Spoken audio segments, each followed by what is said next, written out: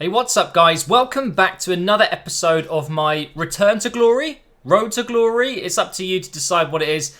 I think it's kind of a return to glory because obviously Nottingham Forest in their past were pretty glorious. But anyway, we are going to be doing a post-commentary on this one because there's a lot of games to get through. First of all, I apologise that the video is a little bit short. As you know, I normally record 3 games, sometimes 2 if it's the transfer window, and I just seem to know how much to record for a 10 to 15, sometimes 20-minute video. But when recording about 6 matches, I don't know how much highlights to include. And by the time I get to the last game, it's shorter than I would like it to be. So I'll make sure it's better in the next few episodes. Whenever I do a post-commentary, I'll make sure I include a little bit more highlights. But today's video is a little bit shorter. Hopefully you're okay with that. And we're going to get through quite a few games. The whole of October, or is it whole of September actually, sorry. So we're going to be making some progress. What I don't want with this series is for it to just drag on too much. I want to get to the Premier League. I want to get into the Champions League. So this first season, although it's exciting and it's all about promotion, the real good stuff is still to come. But anyway, as you can see, we're 2-0 up against Aston Villa here. We haven't had the best of starts to this season, so it was great to really thrash a good team that's just come down from the Premier League. Aston Villa, I think, will definitely be going back up in this career mode. They're definitely going to be a stronger team than a lot of the teams in the Championship already, and the players they've got are very, very good indeed. But we beat them 3-0, so I was feeling really good, really confident going into the next game. And you could see here that they played 6 games and only scored 5 goals. So you could say we were the favourites. Let's put it that way.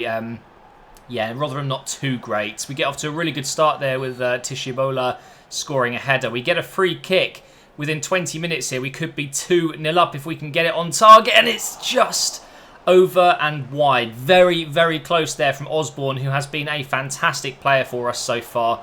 And then Henderson produces a massive save before half-time to keep us 1-0 ahead. We're doing well, we're playing well, and you know what? I think it's a case of sometimes when I'm recording live commentary when playing, I'm just not as good. I don't focus so much on the gameplay, whereas with this episode, I was able to, you know, just chill, relax, play some good football. But it doesn't always mean I'm going to win. We do concede in the 77th minute here. Very, very poor goal to concede because I had the ball. I had the ball right there. All I had to do was get around the defender who was laying on the floor. Well, actually, no. I think it was one of their midfielders. And they just whipped it in and scored a goal within, the last 15 minutes, which really sucks. So we went into the Norwich game, still unbeaten in the league, of course. But we really should have been going in with 2 wins in a row here. So a bit unfortunate not to get the 3 points in the last game. But we got off to another really good start here against Norwich. This time Osborne does score. It's not a free kick, but I tell you what, his long shots are extremely good.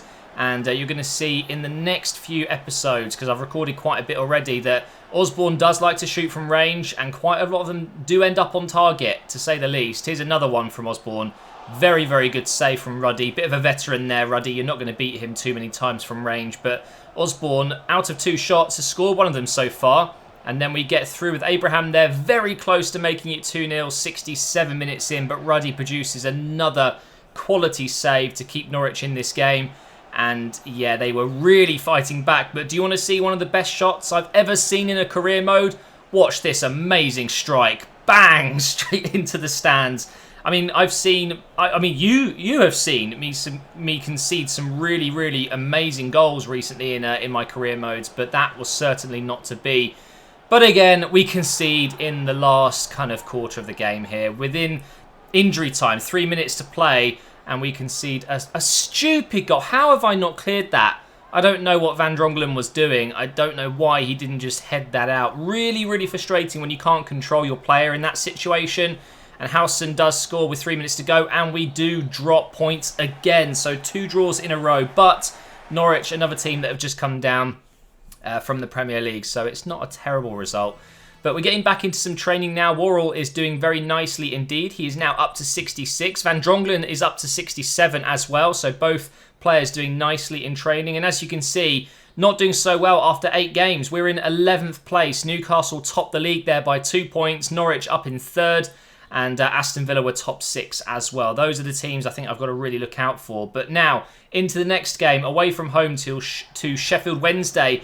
And it was snowing. It was snowing in September. I mean, really, This game can be silly sometimes. I should have turned it off. I didn't notice it, but regardless, it's good to test yourself sometimes. I think the snow really does not make it very easy to play FIFA. And we got off to a good start there. Come off the post there from Abraham's header. And we're going to get him through this time. Can he finish it, though? One-on-one with the keeper, puts it wide. Oh, dearie me. Nope, he can't finish it this time either. And that was two spectacular chances to score early here. And then they had a long shot, which just bends over the keeper.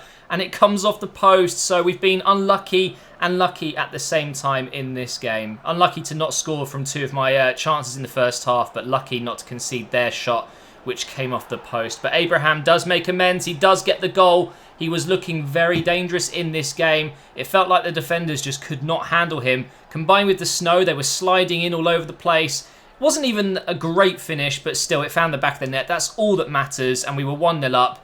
And now we're getting on the break again, trying to make it 2-0, trying to close these games off because I'm fed up with conceding goals right in the last few minutes of the game like you've seen in the last two games. But there you go, Arayibi should have scored there. Unfortunately not, but we do manage to hold on, guys. We do get the 1-0 away from home and in the snow. So pretty pleased with that. And we go straight into the next game. And you can see why this episode is a little bit shorter. It's just an error on my part, not including enough highlights. But it's quite difficult to go back and just get more highlights if there isn't enough highlights. It's just the way it is. I might have to up the amount of time that I play these games when I'm recording them on post-commentary. I might go up to 6 minutes because then I will get some more highlights for you guys, especially when I'm doing a whole month in one episode. It would be good to get a few more highlights in there. Now we get off to another really good start. We have been scoring nice early goals recently, but we also concede a horrible goal. Not really sure what happened here, but Fulham, another really decent side, capitalising on a mistake. You can see Pereira, if he didn't head that out, Henderson would have punched it, and instead he just could not get to the ball and they score a silly goal. But we get straight back in the lead here, and it's a really, really nice finish. I like this guy. Is it Clough? Is it Clough? I'm not really sure. I'm going to have to try and work out which version of that name it is. But what a finish this is from the 21-year-old. And he is looking like a decent striker. I really like him at cam as well. Now into the second half, this could be one of the goals of the season. I mean, what a strike from Vaughan. He's 33 years old. He's got like 25 pace. I had him in this game because a lot of my other midfielders were tired. But this is how you announce yourself in the first team for the first time in a couple of games, just to smash it into that top left corner. And don't forget, we are continuing the goal of the month competition every single month that we play. So that could be up there. You will see at the end of the episode. Is there going to be more great goals? Well, unfortunately, not in this game, but we are going to finish up winning 3-1, which I think is a very decent result against Fulham.